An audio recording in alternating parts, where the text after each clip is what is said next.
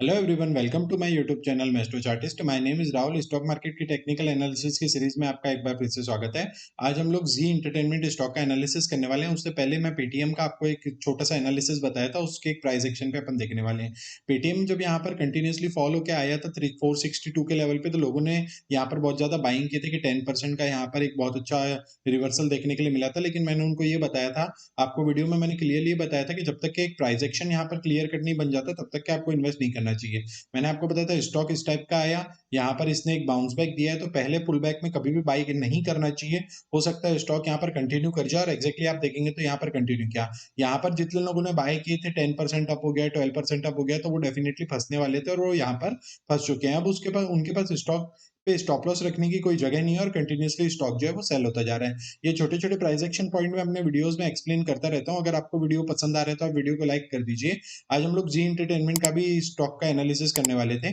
जैसा कि आप यहाँ पर देख सकते हैं, मंथली कैंडल अगर आप इसके देखेंगे तो ये कंटिन्यूसली एक प्राइस बैंड के अंदर ही मूव कर रहा है। इसने एक प्राइस बनाया था जो कि 375 से लेके 357 से लेके कंटिन्यूसली 175 के प्राइस बैंड पे ही मूव कर रहा है और ये सितंबर 21 से कंटिन्यूसली इसी प्राइस बैंड पे। अब आपकी एंट्री कहाँ होनी चाहिए, स्टॉप लॉस कहाँ होनी चाहिए और टारगेट कहाँ होना चाहिए। किसी न्यूज की वजह से बहुत बड़ी कैंडल पे सेलिंग का प्रेशर देखा गया था, लेकिन स्टॉक जो है अब डेफिनेटली यहाँ पर फिर से सपोर्ट लेने की कोशिश कर रहा है। आपको क्लियर कट यहाँ पे दिख सकता है। ये जोन जो है बहुत ज्यादा इंपॉर्टेंट है।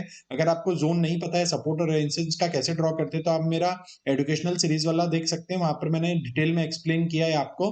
स्टॉक मार्केट से अगर कुछ भी नहीं पता है तो आप उसको चेक कर सकते हैं, जीरो से आप सीख सकते हैं। वीकली टाइम फ्रेम में अगर हम देखेंगे तो एक कंटिन्यूसली नीचे आता जा रहा था, गैप डाउन ओपन हुआ और अभी इसने यहाँ पर बेस बनाया और रिवर्सल देके अपसाइड पे जाने के लिए रेडी हो चुका है। जैसा कि मैंने आपको प्राइस एक्शन पेटीएम में भी एक्सप्लेन किया था कि फर्स्ट टाइम नीचे आया, इसने पहला पुल बैक दिया है। अब जब ये सेकंड यहाँ पर पुल बैक बना के अपसाइड पे नहीं जाता है तब तक के अपने को बाइंग नहीं करनी चाहिए। आपकी एंट्री कहाँ होनी चाहिए, स्टॉप लॉस कहाँ होना चाहिए, टारगेट कहाँ होना चाहिए। जैसा कि अभी ये वीकली टाइम फ्रेम में कैंडल दिख रही है, बहुत अच्छी कैंडल का फॉर्मेशन हुआ है। ये वाली जो रेड कैंडल अगर इसके ऊपर चले जाता है तो जिन लोगों ने इसको शॉर्ट किया था उनका स्टॉप लॉस कटेगा और स्टॉक ड्रास्टिकली अपसाइड पे मूव कर जाएगा। डेली टाइम फ्रेम की अगर हम बात करें तो आपको जैसा मैंने पैटर्न बताया था, देखिए वैसा बन रहा है। ये पहला एक पुल बैक आया, पहले डाउन लगा, फिर एक पुल बैक आया, फिर एक इसने सेकंड पुल बैक बनाया और अभी अपसाइड पे नेकलाइन को ब्रेक करके अपसाइड पे जाने के लिए रेडी हो चुका है। ये नेकलाइन जब तक इसकी ब्रेक नहीं होती है तब तक के आप एंट्री नहीं करें और प्रीवियस स्विंग के पास आपका स्टॉप लॉस रहेगा। तो एक्जैक्टली देख लेते हैं आपकी एंट्री कहाँ होनी चाहिए, स्टॉप लॉस कहाँ होना चाहिए और टारगेट कहाँ होना चाहिए।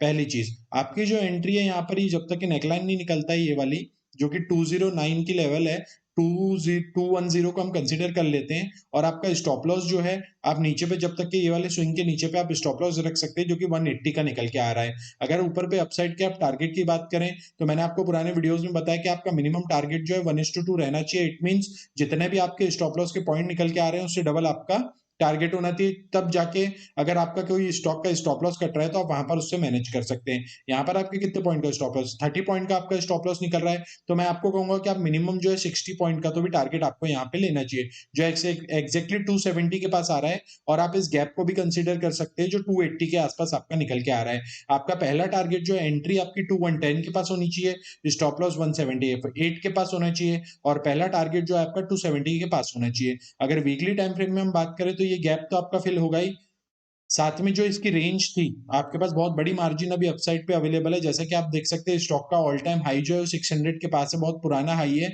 लेकिन डेफिनेटली स्टॉक जो है रिकवर करने की कोशिश करेगा। इट मींस अगर आप यहाँ पर बेस में इसको एकदम एकदम लो पॉइंट में अगर आप इसको बाय कर लेते हैं और स्टॉक आपका कंटिन्यूसली रेजिस्टेंस पॉइंट निकाल देता है तो आपके पास इतनी ज्यादा मार्जिन है अपसाइड पे कि आप डेफिनेटली इसको होल्ड कर सकते हैं लॉन्ग टर्म के लिए। अगर आप चैनल में नए हैं तो चैनल को सब्सक्राइब कर दीजिए। अगर आपको वीडियो पसंद आ रहा है तो लाइक कर दीजिए। अभी के लिए इतना ही, थैंक यू।